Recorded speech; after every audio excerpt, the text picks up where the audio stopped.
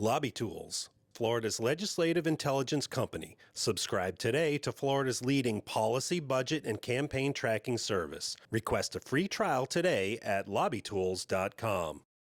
In 1979, death penalty opponents disrupted the governor's outer office during the state's first execution in more than a decade. 1 hour for mercy. Protesters tied up phone lines, potentially threatening communication with the prison. The man pounding on the door, Jimmy Lohman, is now a lawyer representing death row inmates. I was rather emotionally worked up at the time.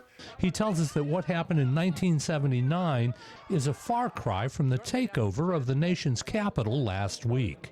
It was planned and permitted, so I don't think there's much that it had in common. There was no significant breach of security. In 1991, a college student high on mushrooms broke in and took over a Senate office.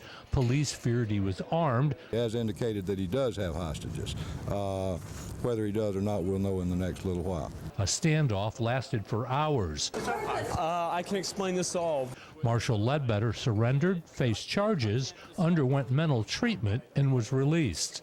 In 2013, the Dream Defenders refused to leave the hallway in front of the governor's office for 31 days. I think that passion just keeps us going. Rules at the time that let them stay have now been changed. Most recently, in the aftermath of the Parkland shooting, some students refused to leave legislative offices without a meeting. No one was arrested.